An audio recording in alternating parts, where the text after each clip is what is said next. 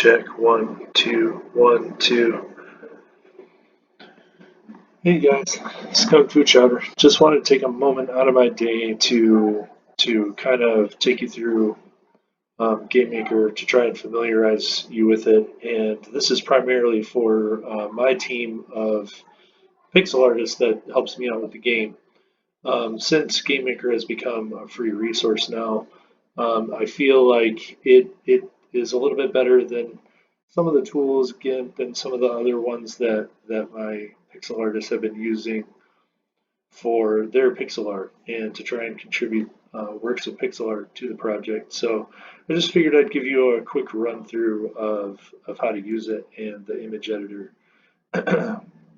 So when you start Gamemaker, and you start a new project, I went with new project GML. Then you give it a name. Typically you're going to want to go GML. The drag and drop is there's just not as much support for it. There's not as many tutorials, that sort of thing. So here we are, and this sets you up with your blank project. Now there's lots of stuff to look at here. What we're going to be focusing on is this asset browser over here, and it gives you a whole list of things that you can put into your game. All of these things, right now you can see the only one that's sort of got a white arrow on it, meaning that there's something there, is the rooms. They always set you up with like a default room to go with. So, and this is our default room, our blank room. Actually, if I go and I double click on that, yep, here it is. It'll show it to you. You can zoom in, you can zoom out. But, you know, I think everybody's kind of familiar with what a sprite is. We're going to go down here to sprites. You can right click on that, go up to create, go and click create sprite. And there you go. This will be your first sprite asset. It immediately comes up with this box here. And you can either down here or up in the corner here name your sprite, whatever you want to name it. And use whatever naming convention you want. I always go SPR underscore and then the name of the sprite. However, some people like to do it S underscore and then the name of the sprite too. You can do whatever you want. Be your own person. So I'm just going to go, for the sake of this one, I'm going to go with SPR underscore ship, since that's what most of the time we're doing with this project. And the size that it gives you as a default is 64 by 64. What you're looking at here on the screen here is this box is where your sprite is going to be drawn. You notice like a little origin point over here in the corner, and that is where your origin point for your sprite is going to be. Now, for the sake of building a game, I'm always taking it and putting it, if it's a ship, I'm putting it middle center. So now it's here, and you want that to be in the middle of your ship. That's the axis around which your ship rotates. And typically I want it to be between 2 pixels. And so here we can go in, we can click here and we can resize. We can scale the image, just the image, or we can just resize the canvas too. So sometimes when I'm creating a sprite, I'll be drawing within those boundaries and I start to realize like, oh no, I need more room. And so I'll come in here, and you don't want to mess with this over here in that scenario. You just come over here to resize canvas, and then you would make the canvas bigger. And then it's not going to stretch out or distort your sprite at all. It'll just resize the canvas. Anytime you're wanting to scale an image, like maybe I made it too big, and it doesn't matter if I just want to make it smaller or whatever, and I'm not worried about, it getting distorted or anything like that. I can scale the image up or down here and that sort of thing. So I'll just go ahead and cancel out of that. I'm not going to resize anything.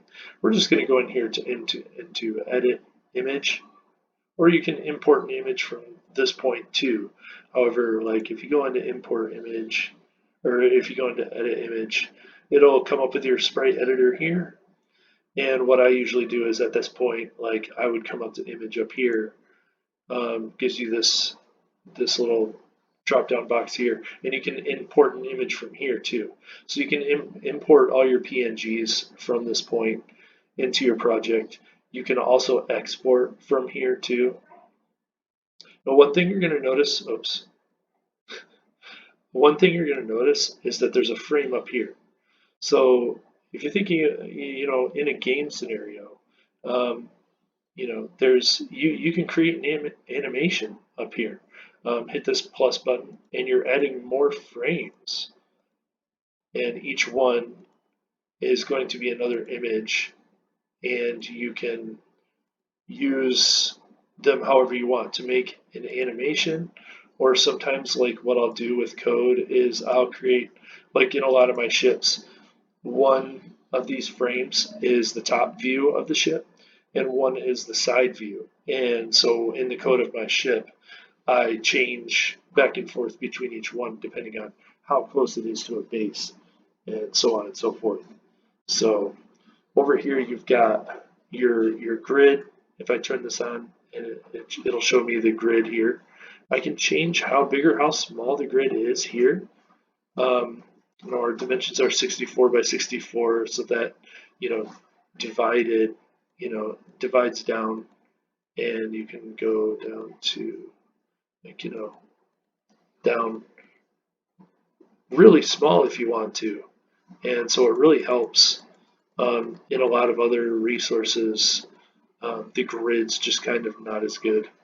Here in this image editor, um, you'll notice how the pixel kind of like wants to stay in the pixels. It's not as free form as some of the other ones, and that's kind of nice. You can just kind of, it helps you use more precision, I would say. Now you can take this pencil over here. Oh, and by the way, you can make that grid whatever color you want. Um, I should mention over here too in layers. You can create different layers, kind of like in Photoshop. You can create different layers over here. If I want to, I can go add a layer, and that will make another layer on top of the layer that I'm drawing or below it. Also, what I can do is I can duplicate a layer. I can delete layer. Um, you can merge a layer with other layers that are above or beneath it. So that's there as well. Sometimes I want to add something, but I don't want to do it on the same layer as the image that I'm drawing. I want to do it above or below. So I can do that. Um, Pencil, you can just use the pencil. You can use this to draw. And I don't use this as much because it's very easy to go outside, to get carried away and like draw too far away or whatever. Most of the time, what I'm using when I draw is the line draw tool. This way you can come over here and you can create, and as long as I hold down the left mouse button, it stays with me. And then when I release, it'll make that line wherever. I can do diagonals. I can do anything like that. Create a precision line like that. I can make it as straight as I want, or just, so that's that. Sometimes I use it to make corners or elbows. I'll just do a little bit at a time, like this much, and then I'll do one down, and then I'll do this, and then I'll do this, and now I've made a corner, I don't know, like a rounded corner, and so you can do that too. There is a tool on here for creating arcs. I'm gonna undo what I've done so far. Uh, up here's where you can do it. Undo, undo, undo. It's going really slow. There we go. Undo. So I'm back to blank canvas. So there's this arc tool. Now, I don't know how to use that as much. I only use it when I have to because it's kind of, I don't know, it's just kind of hard to use. And I don't have my intuition of it isn't right. Anyway, so how I would use it usually is click once here, and then over on the second one that I want to make, you hold the left mouse button down, and that's going to connect the two. But then it's also going to give you this. So as I hold the button down, I can move this around, and I can create an arc exactly how I want it at whichever angle I want. And it's kind of a nice tool to use for certain situations. I'll go back and I'll undo that. There's more to it, but I'm just going to show you that. That's the most at which I do with that. I'm going to go back there and go back one more time. So now you know what the eraser's for, the erase tool. Also up here you've got your brushes. So like if I want to erase just a little bit, I'm on like 1 pixel here. Or if I want to erase a big section of something, I can go and click on this brush, and it's just this huge gargantuan eraser. If I want to, yes, it'll ask you if you want to commit tool changes sometimes. If I want to fill in an area, I can use the paint bucket and just select a color and just fill it in like this. What's really useful over here is you've got a color remove tool. Okay, so say I import something. I'll go and I'll find my folder. And we'll just go import something for the kicks. Um, all right, so save this image right here of the decimator. So it'll come up and ask you if you want to resize the canvas. In this case, the image is a lot bigger than the canvas that we've made, so we would resize the canvas. Click OK, and you can crop it too, and you can resize the image to the canvas size. I don't do that. I'll just leave it as is and resize the canvas. So anyway, and it set it up in a new frame. So click on that one so that we can see it. Okay, so we've got the image now. But say we don't want all this black that's in the background here. We'll use our color remove tool. And now I think in this situation, it'll take out some of the darks that are in the ship itself. Also note that we've got a tolerance bar up here too. It'll show up when you click on that color remove tool. So color remove tool, if you click on a color, it's going to remove every pixel on the screen that's that exact same color. So here we go. And this kind of shows you like how many pixels are in this picture right here. Like that sometimes it's not even taking out very much, because it's only taking out the pixels that are that exact same shade. So we're going little by little. But if I want to cover more shades of that particular color at one time, bring the tolerance level up just a little bit, and you'll see it'll take out more there, and a little bit more, and then down here. And you can keep going until it's just what you want that's left in some cases. So that's just an example of how to use that, guys. The other one that's kind of cool is the color replace tool.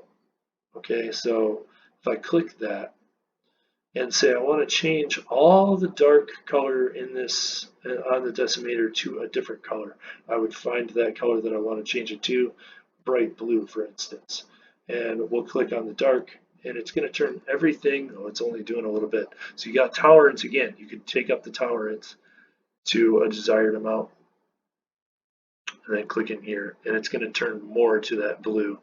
It's going to change everything that's around that color to blue, and it's pretty cool. Those two tools right there are really useful. So, and I've already showed you the line tool. The other one, let's go ahead and get rid of this frame.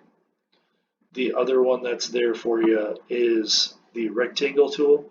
Now you notice different parts of this button you can click on, you can just get an outline rectangle like that. I'm going to go back to white and then select the small pixel. Or you can click on this side of the button and it will go, fully opaque. That's like that. You got the same thing with your ellipse tool. And this is really cool actually, because I use this in conjunction with the grid, and you can't see the grid right now because it's so small. Let's take this up.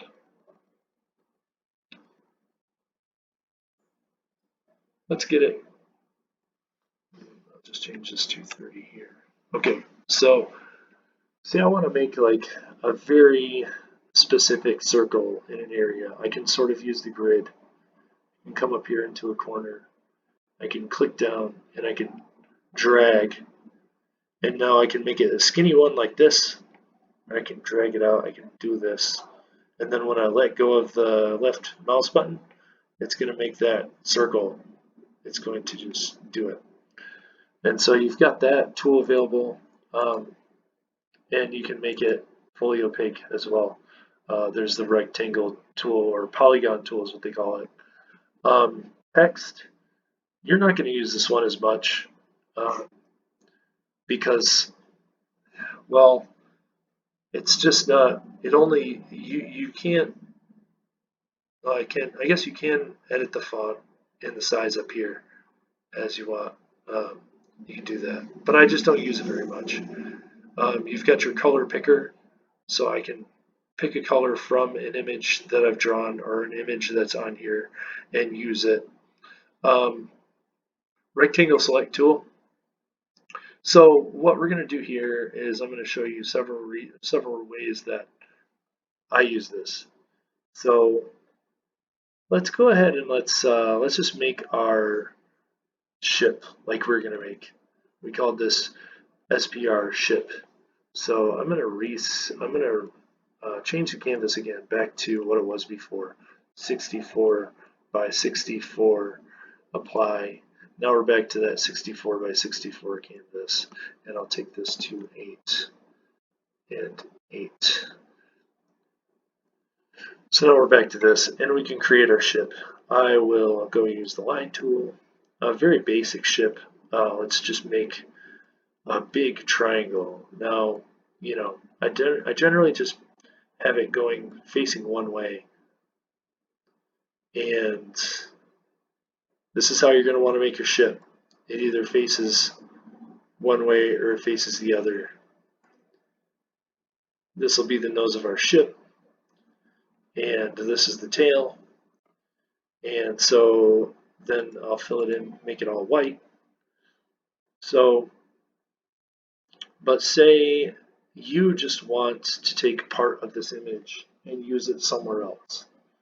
So I would go to that line rectangle select tool, and now I can select any part of this image that I want. And on the keyboard, hit Control-C to copy it. Now you'll notice that up here, it just made me a brush with that. So now I can use this as a brush. I click down, and it will, if I click down anywhere, it's going to paint it onto the canvas, that part that I just drew. Now, while that's selected as your brush, you can come down here and use these bottom selections down here, and I can flip it. So it's like this. Let's just go ahead and make that blue so that you can see it a little bit better. There you go. So now it's flipped. I can flip it this way, horizontally, and just use it however I want to. Now, it works really well with ships too. If you're working on a ship that's mirrored somewhat horizontally, so the top of it is the same as the bottom, I can just basically create one half of the ship, and then once I get one half done, I can select that half, mirror it, and use it for the other side, and I'm done. I only had to do half of the work. So there's that. You've got other selection tools, paint selection tool, which I'm going to go back to my brush here, and paint selection tool. So I use this and I can select different things like this, an area with the paint selection tool, and just use what's within the boundaries there. And I'm basically just selecting exactly what pixels I want to select this way. Magic wand, I don't use as much. Actually, I need to go back to this. It's important to note that once you get that selected, if you want to stop using that tool, turn it off, you hit delete. Like with the rectangle fill tool, if I select an area, and if I want to go back to like paintbrush tool, you notice it doesn't go away. So the only way to get it to go away is to select another area and then hit delete.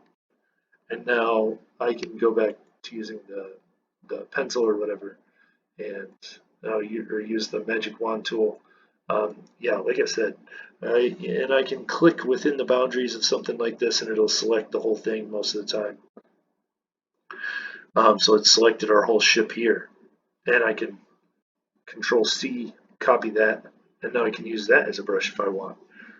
So that's what that. You can use the rotate tool too, and I'll show you something that I recently figured out with that, because it does kind of distort your image a little bit. Let's go and let's make that, and let's make the canvas around the ship a little bit bigger. Let's add 100 to all sides. So here's our ship. So let's go and let's rotate. Well, we're going to have to select it first. So let's go up here, let's select it. And now we're just going to rotate what we've selected. So now you can drag, you click down and you drag it. And you have to go exactly 90 degrees. If you're like this and you let go, you'll notice that some of the, it's not a fine edge anymore. It's kind of pixelated. It's not as nice. So you have to go like fully 90 degrees. Settle it on that. There it is, right there. Now it's perfect. So you just turned it if you want to use that too. So that's basically your whole thing, guys. I mean, there's effects that you can use on your layers. And I didn't know about this until I was watching a tutorial one time. If you come up to effects, so like say I'm on layer 1 here where the ship is, you can come up here to effects, there's blur, and there's grayscale. But if you want to know more about that, I've actually already made a tutorial about that, Kung Fu Chowder tutorial about how to use the blur. And so you can watch that. You just go to my YouTube channel and find it. So I guess that's it, guys. Just wanted to be a little bit informative, and this went a little bit long, but there's a lot to it. And when you're done with all that, you can select you go back to your room. So here's your game room, and just, something that's neat to do. You can take, well, actually you need to make an object first. I'm sorry. It's not, I'm not the foremost authority on this. So make it into an object. So you would have to put like object underscore ship. That's my naming convention. And then go here, and you just have to link up the sprite to the object. So now it's an object, and we can go to our room 1, drag that object into our room, and there it is on the screen. If I play the game now, you will see your ship in the game room. There won't be anything else going on, but it's there. So that's it. Objects, you got to make an object out of a sprite if you want to do anything with it. This allows you to add code events to it and everything like that. But I won't go into it any further than that. That's it, you guys. We're into this 24 minutes now. I'm going to let you go. See you later.